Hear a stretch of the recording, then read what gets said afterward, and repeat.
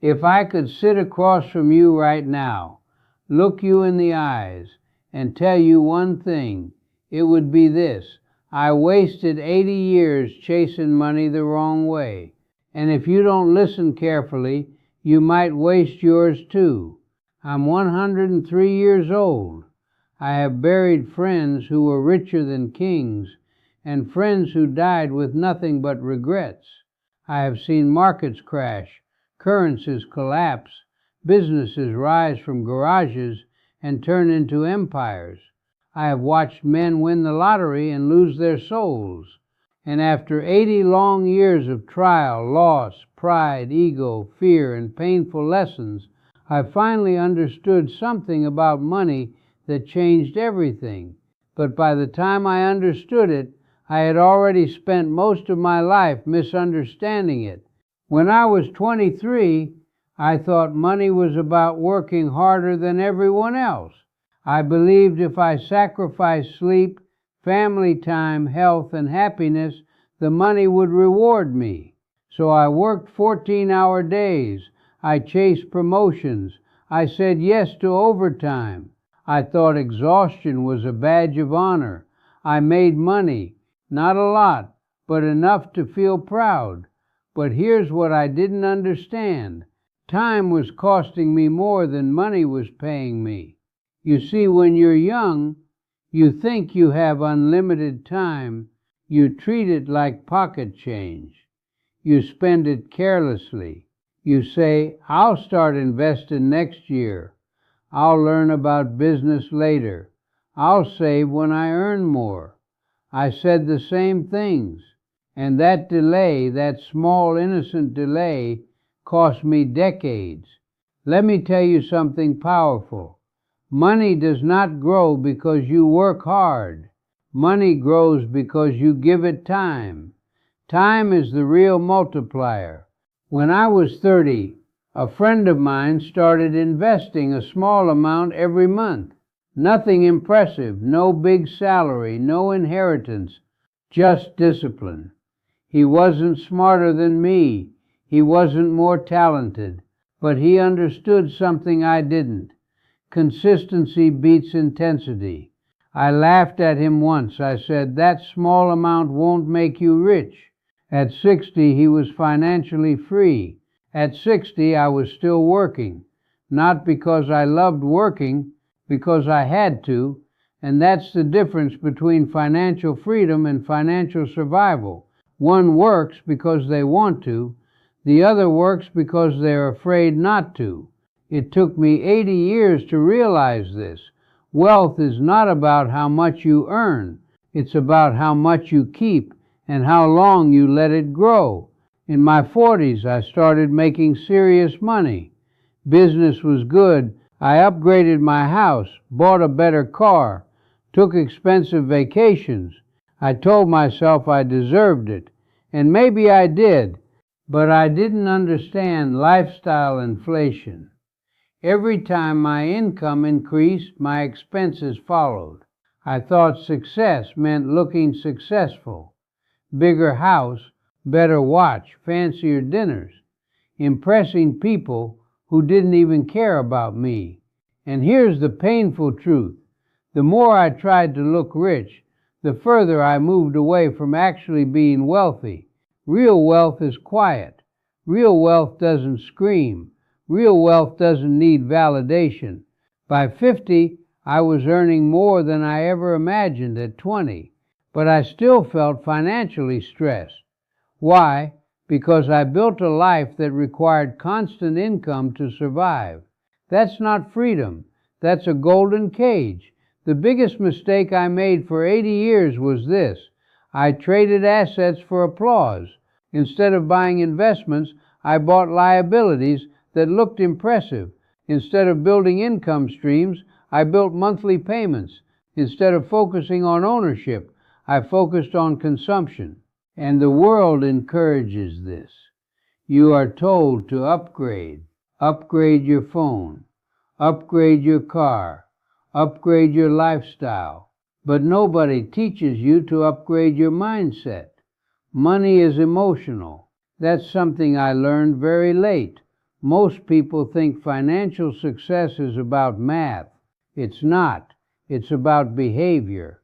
Fear makes you sell investments at the worst time. Greed makes you buy at the top. Ego makes you spend money you don't have. Pride stops you from asking for advice. In 1973, when the market crashed, I panicked. I sold my investments at a loss. I told myself I was being smart by protecting what was left. 5 years later, the market had recovered and grown. The people who stayed patient multiplied their wealth. I had locked in my losses. That one emotional decision cost me years of growth, and that's when I began to understand the biggest enemy of wealth is not taxes, inflation, or the economy. It's your own emotions. You must master your money mindset before you try to master investing. When I was young, I believed rich people were lucky, or corrupt, or born into advantage. It was easier to believe that than to admit I didn't understand the rules of the game.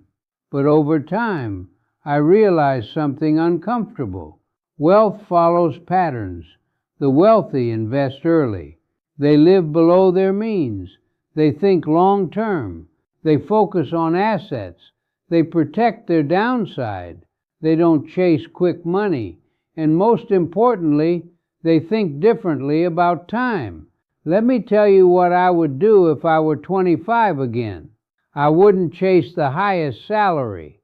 I would chase the highest skill, because income follows value. Your job pays you for the problems you can solve.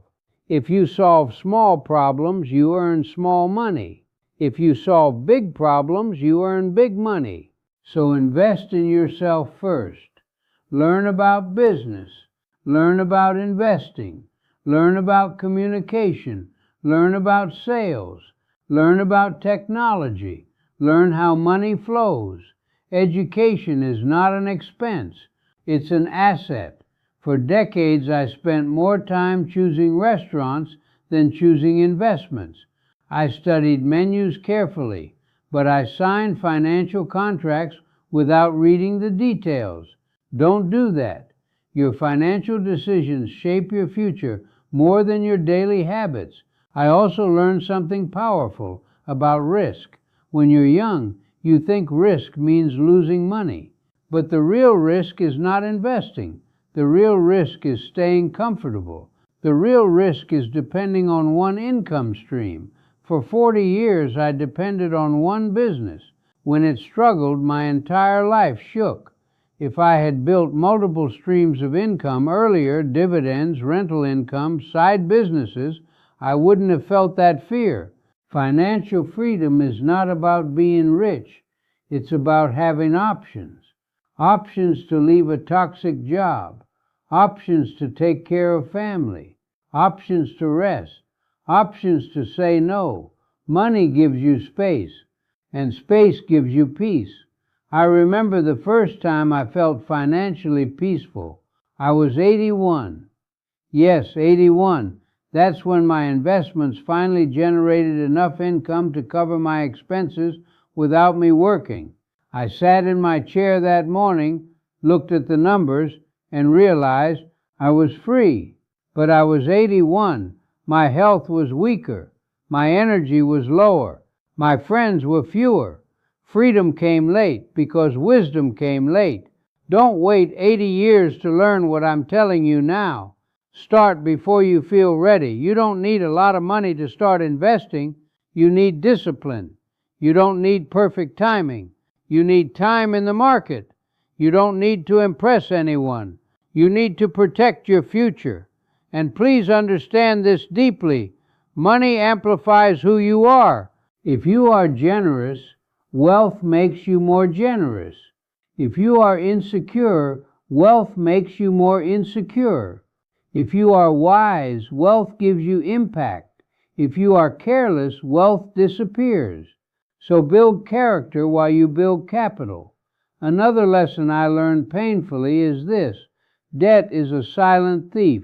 Not all debt is bad. Some debt can build assets. But consumer debt, that's dangerous.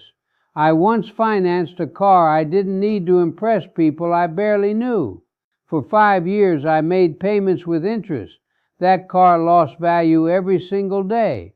My ego cost me thousands. Imagine if I had invested those payments instead. Every financial decision has an opportunity cost. And opportunity cost is invisible, which is why it's so powerful. When you spend money today, you're not just losing that amount. You're losing what it could have become. That dinner out, it's not just $100. It's what that $100 could turn into after 30 years of growth.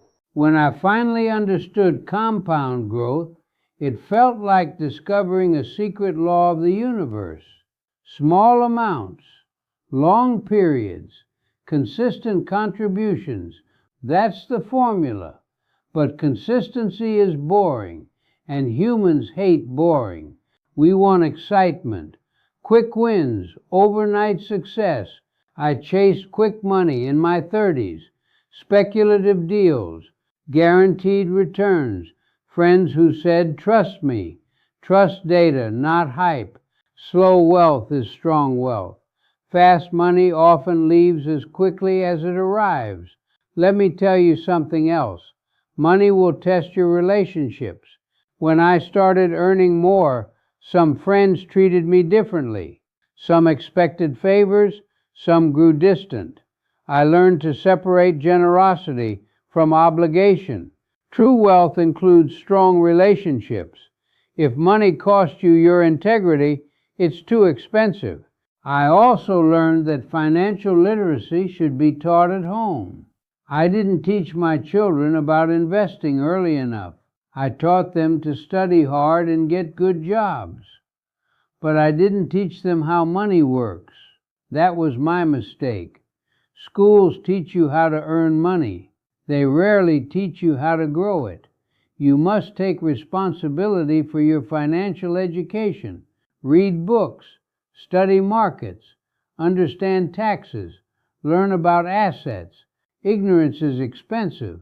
At 103, when I look back, I don't regret not buying a bigger house earlier. I don't regret not owning luxury cars sooner. I regret not starting sooner. I regret letting fear delay action. I regret caring too much about what others thought. I regret underestimating the power of small, consistent investing. But I also feel grateful, because the lesson, even if late, gave me peace in my final years. You might be 18, you might be 28, you might be 38. It doesn't matter. The best time to plant a tree was 20 years ago. The second best time is now. Stop waiting for the perfect salary.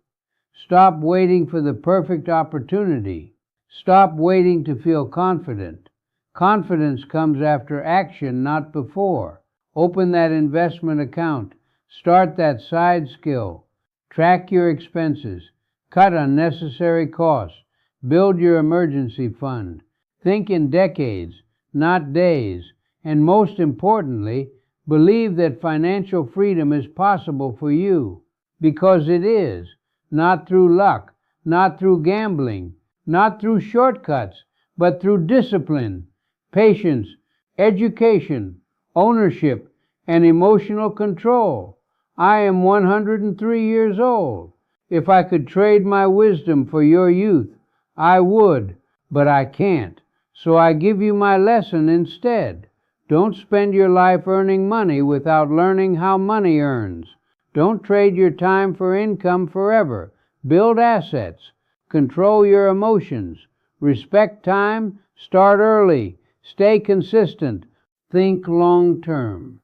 One day, you will sit where I sit now.